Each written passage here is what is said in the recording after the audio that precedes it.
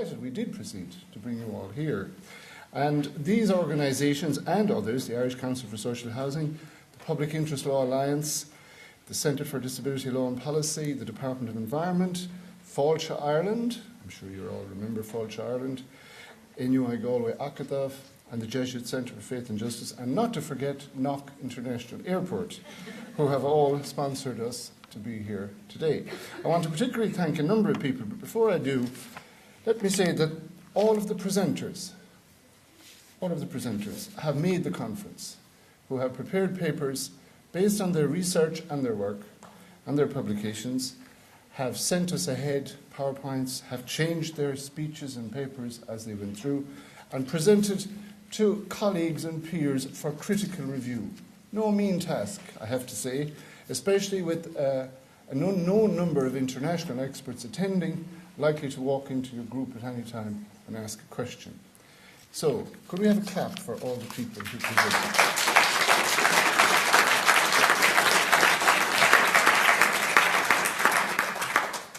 And I'd also like to thank what we call the moderators.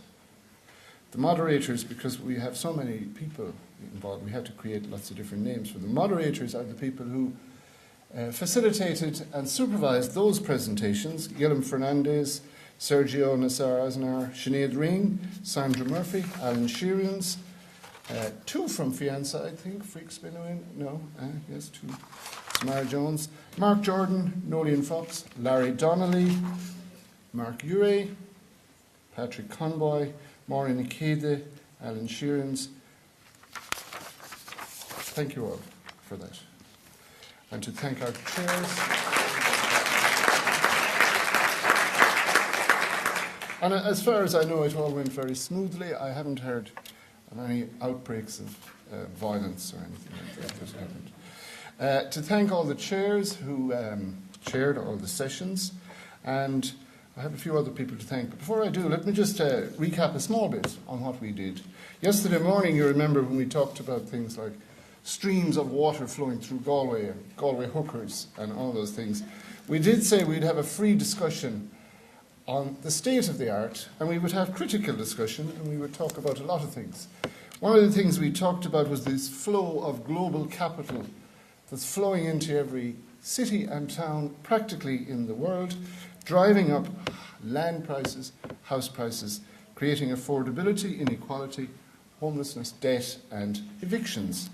And I thought we might, in the course of 2 days, hear more about that, and we did hear more about that, but not in the way that I'd expected to hear about it. We heard about it in different ways. We didn't put it all together.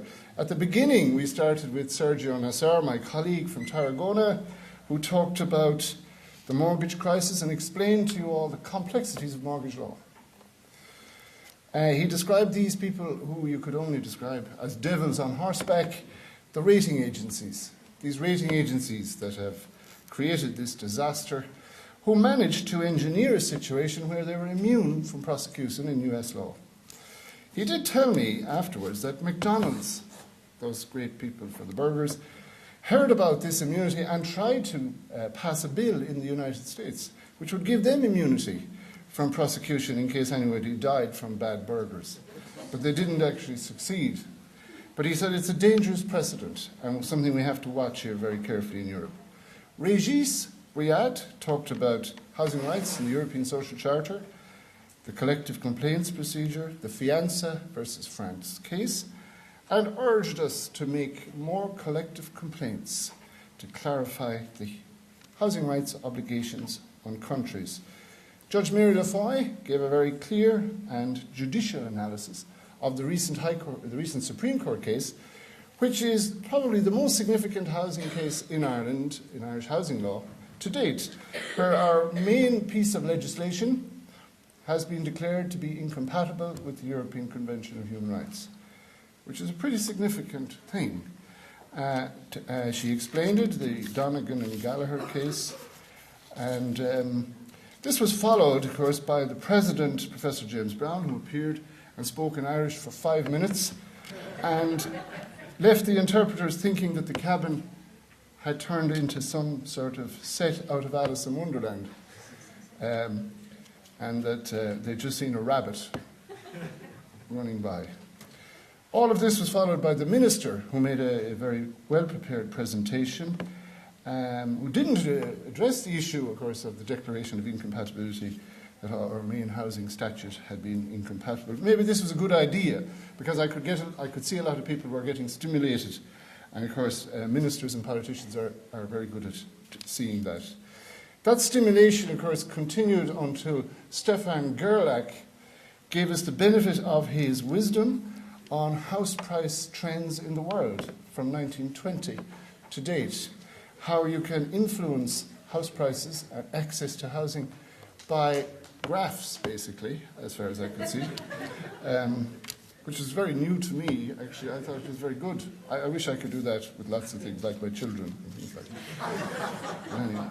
But he did tell us, of course, what we did wrong, but we were all waiting, I'm sure you were all waiting to know how we'd get out of this hole rather than stop going into the next one.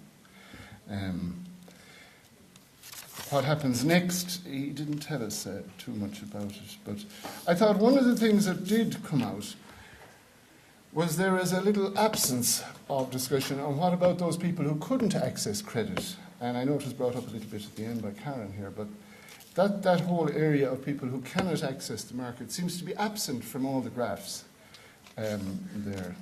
That was followed by the reception from Falch Ireland, which was designed to make you all remember Ireland, those of you who are not from Ireland, and to come back again to finish off the conversations you couldn't finish when you were here, or that you couldn't remember after that.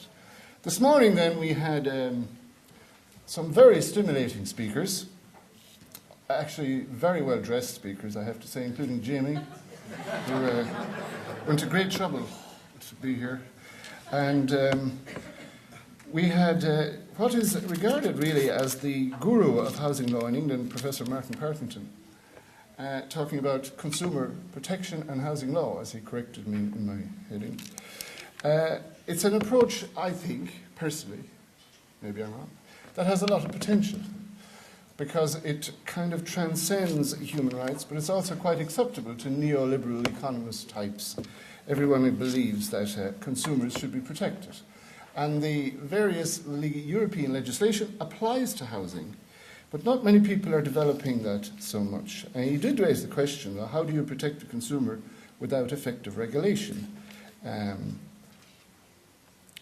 Jamie, of course, who gave us a very historic development of the English, an Englishman's home is his castle. I think it should have been somewhere.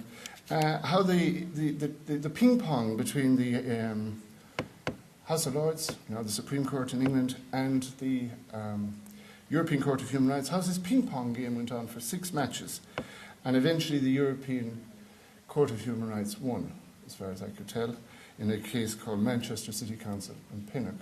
No, that's right. That's not the European Court of Human Rights, sorry.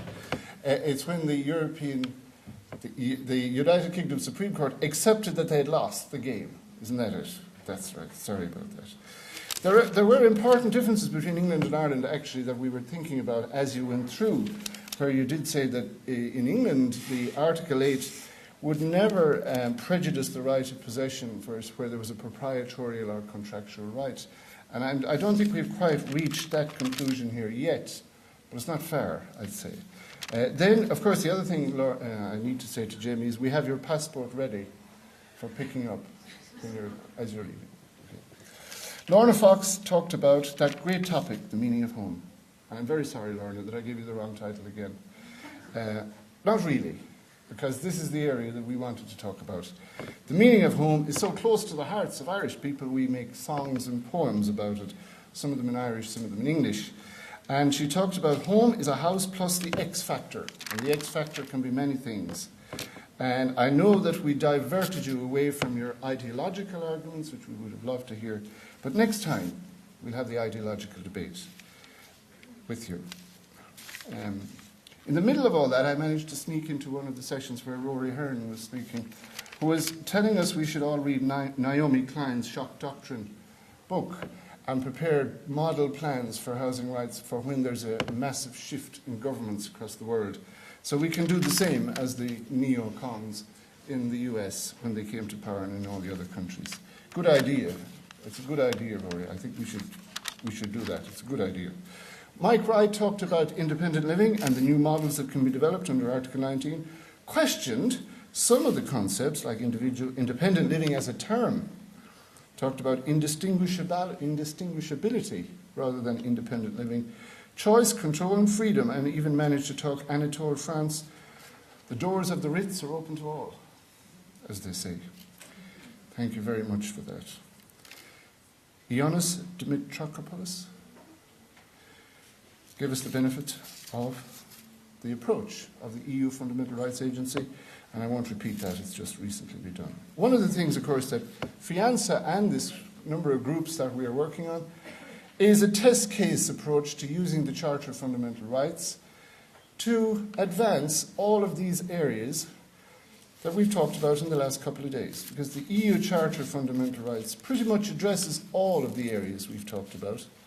What there is at the moment is an absence of cases, or of people taking cases to the European Court of Justice, or what it's called now, CJEU, to actually flesh out what it means, because across all of Europe, anywhere EU law is involved, or where a member state is implementing EU law, the Charter of Fundamental Rights applies. And the Charter of Fundamental Rights contains provision, the right to social and housing assistance.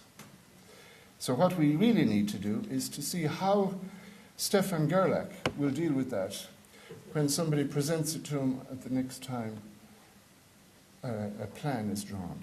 How does that respect the right for social and housing assistance? So all of that leaves us, I think, with a few questions. Questions we are left with, and questions that struck me as we went through. Who actually is making up all this housing policy that we talk about? Is there anybody making this up, or is it a whole lot of people going around saying all different things, and when we bring them all together we call it housing policy? And the same with housing law. We have lots of people in all different areas talking, and we call it all housing policy and housing law. Is it really, or is it just an extension of other people's wonderful worlds when we add on bits of housing? Common issues which emerged are the impact of the global financial crisis pretty much on everything. Another issue, I think, which is important, is the internationalization of the debate on housing. We are here from 17 countries who could carry on a common debate over 2 days. And that has to be significant about a myriad of issues. Now, I hope everybody understood everything, but that's not the point. We're able to be here and discuss these things across 17 countries. That has to be good. Another issue which we didn't look at, I think, enough, is what is the role of the state? I think the role of the state got a very easy ride here. What is actually the role of the state in this situation of global financial crisis, trying to repair financial markets and banks, dealing with the pressures of international institutions, and at the same time, dealing with the human rights instruments which are developing? What is the role of the state? And maybe that is something that maybe needs more consideration. The liberal pluralist model of the state that we all know and love, maybe that's not really appropriate to look at this current situation. So the question is then, who is responsible? Who is going to propose change for people excluded from the markets, for homeless people, for people with disabilities? Is it us? Is it NGOs? Is it lawyers and human rights activists? Or is it maybe new social movements that have yet to emerge?